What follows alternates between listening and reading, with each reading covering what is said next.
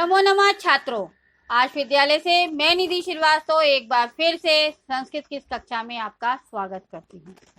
छात्रों, पूर्व कक्षा में हमने आपको बताया कि आज के आधुनिक युग में हम आपस में लड़ाई झगड़े करके एक दूसरे को नीचा गिराने की कोशिश करते हैं और हम कोई भी मौका ऐसा गवाते नहीं, बचाते नहीं है, छोड़ना नहीं चाहते जिसमें हम दूसरे को नीचा गिराने से चूक सकें। यहाँ पर सौहार्द प्रकृति शोभा में भी छात्रों प्रकृति माता और वन्य पशुओं को लेकर कुछ इसी प्रकार की कहानी लिखी गई है कि इसमें सब एक दूसरे को नीचे गिराने की कोशिश कर रहे हैं। तो छात्रों, आपने ध्यान से सुना होगा स्टोरी को। यहाँ पर शेर और बंदर आपस में लड़ रहे हैं। शेर जो है वो सोया हुआ था, परंतु बंदर आकर उसको तंग करके जाते हैं। तब बंदर और शेर उनको पकड़ना चाहता है और बोलता है कि मैं वनराज हूँ, तुम लोग क्या डरते नहीं हो मुझसे? तो वो कहता है आप कैसे वनराज? राजा तो रक्षक होता है, भक्षक नहीं होता, तो आप वनराज नहीं हो सकते। तब हाथी आ जाता है। हाथी कहता है कि नहीं, मैं वनराज हूँ। तो वो कहते हैं कि नहीं, बलशाली पराक्रमी बंदर कहता है कि बंदर भी उसको पूछ वूछ हिला के उसको शेर के जैसे तंग करता है और फिर वापस भाग जाता है। तब शेर और बंदर और हाथी तीनों की लड़ाई होती है। तब भी बंदर कहते हैं कि आप लोग पराक्रमी, शक्तिशाली, भयंकर होने के बावजूद क्या है, मैं ही वनराज के पद के योग्य हूँ, क्योंकि मैं अपनी रक्षा खुद कर सकता हूँ, परंतु आप लोग अपनी रक्षा खुद नहीं कर सकते। जो खुद की रक्षा नहीं कर सकता वो राजा किस प्रकार का। तब कौवा और कोयल आ जाते हैं। वो दोनों आपस में लड़ते हैं और फिर बाद में उसके बाद धीरे धीरे फिर वो आ जाता है, बगुला आ जाता है, फिर मोर आता है।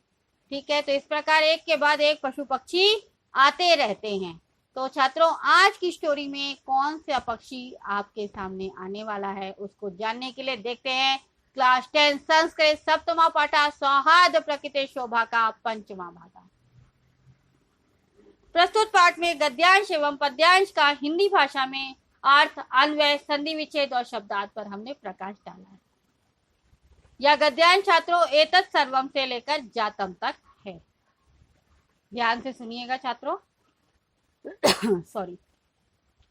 एतत् सर्वम श्रुत्वा नदी मध्य एका बका, यानी यह सब सुनकर एक नदी के बीच में एक बगुला बका, अरे अरे माम विहाय कथम अन्य को अपि राजा भविर्तु महति, यानी बगुला बोला अरे अरे माम विहाय यानी मुझे छोड़कर, कथम अन्य संधि हो रही है, कथम प्लस अन्य, को अपि यहाँ भी संधि है, कह प्लस अपि, राजा यानी राजा, भविर्तु महति यहाँ भी संधि है, भवितुम प्लस अहति, तो कैसे कोई दूसरा राजा हो सकता है। आम तु शीतले जले बहुकाल पर्यंतम अविचला ध्यान मग्ना स्थित प्रज्ञा इव स्थित्वा सर्वेषां रक्षाया उपायान चिंतिष्यामि। तो उसने क्या बोला कि आम तू यानी मैं तो, शीतले जले यानी ठंडे पानी में, बहुकाल पर्यंतम यानी लंबे समय तक, अविचला यानी बिना हिले डुले, ध्यान मग्ना यानी ध्यान मग्न होकर, स्थित प्रज्ञा यानी स्थित होकर, इव यानी के समान, स्थित्वा यानी खड़े रहकर, सर्वेशाम यानी सभी की, रक्षाया यानी रक्षा के, उपायान चिंतिष्यामि यानी उपाय सोचूंगा। तो मैं ठंडे पानी में बिना हिले डुले खड़े ध्यान मग्न होकर सभी की रक्षा का उपाय सोचूंगा। योजना निर्मीय और योजना बनाऊंगा। च यानी और,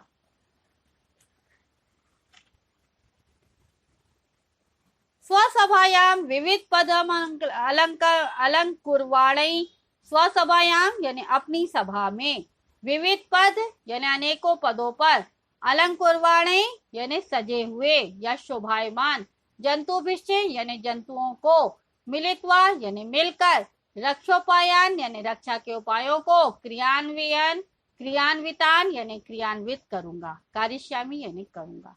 अतः अमेव वनराज पद प्राप्त योग्य, ये अतः यानी इसलिए, अहमेव यानी मैं ही, वनराज पद प्राप्त यानी वनराज के पद के प्राप्त करने के लिए, योग्य यानी योग्य हूँ। ठीक है छात्रों, तो देखिए मयूर आ जाता है उसकी इस बात को सुनकर। वृक्षोपरिता यानी वृक्ष के ऊपर से, वृक्षा प्लस उपरिता संधि है, साट्टाहस पूर्वकम यानी जोर से ठहाका लगाकर, अट्टाहस यानी ठहाका। विरम विरम यानी रुको रुको या रुकिए रुकिए। आत्मश्लाघ्या किम न जानासि यत्, तो यहाँ पर उल्टा लेना है छात्रों हमको कि आत्मश्लाघ्या, आत्म यानी अपनी और श्लाघ्या यानी प्रशंसा, तारीफ। तो अपनी प्रशंसा करने से विरम विरम यानी रुको रुको। किम न जानासि क्या नहीं जानते हो, यत् की यदि न स्यान नरपति सम्यक नेता ततः प्रजा अकर्ण धारण जल्दो विपल वेते न्यारे। ठीक है, तो छात्रों इस श्लोक का अन्वय करना पड़ेगा और अन्वय करने के लिए हमको कर्ता कर्म क्रिया और इनके विशेषण को उनकी अन्य विभक्तियों के साथ एक पंक्ति में नियोजन करना ही अन्वय कहलाता है। तो छात्रों इस श्लोक के सरलार्थ के लिए हमको अन्वय करना है और अन्वय इस प्रकार से है, देखिए। यदि सम्यक नेता नरपति न स्यात् तथा प्रजा अकर्ण धारण नो इव इहि जल्दो विपलवेत्। अर्थात इसका सरलार्थ देख लीजिए। सरलार्थ देखने के लिए आपको शाब्दिक अर्थ देखना पड़ेगा। शाब्दिक अर्थ ध्यान से सुनिए। यदि यदि सम्यक यानी अच्छी प्रकार से या अच्छा, नेता यानी नेता, नरपति यानी राजा, न यानी नहीं, स्यात् यानी हो। तो यदि अच्छा नेता राजा ना हो, तथा यानी तो, प्रजा यानी प्रजा, अकर्ण धारण यानी बिना मल्ला वाली, नौ यानी नाविक या नौका, एव के समान, यही जल्दो यानी इस समुद्र में, विपलवेत यानी डूब जाती है। तो यदि अच्छा नेता राजा ना हो तो प्रजा कौन से उससे समान होगी, समुद्र में बिना मल्ला वाली नौका के समान डूबने वाली होगी। तो छात्रों यहाँ पर फिर आगे देखिए क्या बोलता है।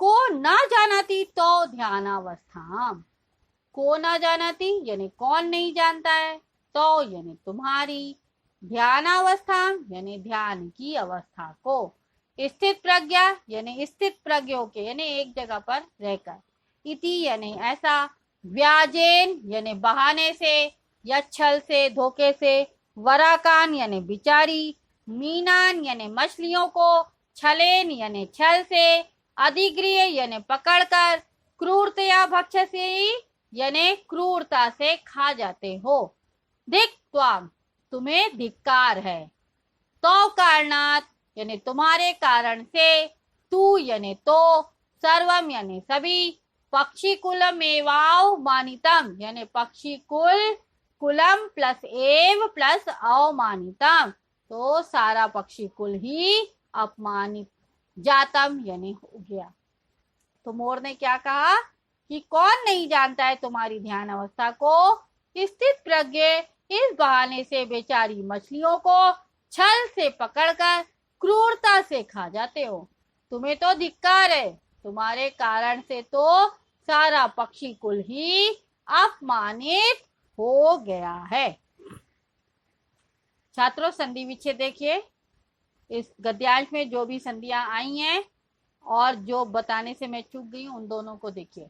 कथम अन्य, कथम प्लस अन्य, भवितोम अर्हति, भवितोम प्लस अहति, विविध पद मलम कुर्वाणी, विविध पदम प्लस अलंग कुर्वाणी, जंतुभिश्च, जंतुभि प्लस च, रक्षोपायान, रक्षा प्लस उपायान, अहमेव, अहम प्लस एव, वृक्षोपरिता, वृक्ष प्लस उपरिता, स्यान नरपति, स्यात् प्लस नरपति, सम्यक नेता, सम्यक प्लस नेता, विपलवेते, विपलवेत प्लस इह, नौरिव, नौ प्लस इह। तो छात्रों यह गद्यांश यहाँ पर समाप्त होता है। आज के इस गद्यांश में आपने बगुला और मोर की लड़ाई को समझा कि बगुला कहता है कि मैं ही वनराज के पद के योग्य हूँ, क्योंकि मैं एक जगह पर खड़े रहकर ध्यान मग्न होकर और लोगों की रक्षा के उपाय को सोचूंगा और अपने पद में, अपने सभा में जो अच्छे पदों पर शोभायमान जानवर है उनके द्वारा उपाय करूंगा और योजना बनाकर क्रियान्वित करूंगा। परंतु मोर कहता है कि क्या तुम्हारी ध्यान अवस्था को हम लोग नहीं जानते? तुम तो छल से, धोखे से ध्यान मग्न होकर खड़े रहते हो, और बेचारी जो भी मछलियां जानती भी नहीं कि ये बेचारा खड़ा है, वो क्या करती हैं, आती जाती हैं, और तुम उनको छल से, धोखे से पकड़कर खा जाते हो क्रूरता से। तो तुम्हारी ध्यान मग्न अवस्था को कौन नहीं जानता है। ऐसा आपस में दोनों के लड़ाई हो रही है, यानी दोनों इसमें भी एक दूसरे को नीचा दिखा रहे हैं। तो छात्रों, ये गद्यांश यहाँ पर समाप्त होता है। इस गद्यांश में अगर आपको कोई भी डाउट है तो आप आश विद्यालय के ऐप्स को लाइक करके क्वेरी में जाकर अपना डाउट पूछ सकते हैं। मैं आपका जवाब जल्द से जल्द दूंगी। तब तक के लिए धन्यवाद छात्रों। नमो नमः।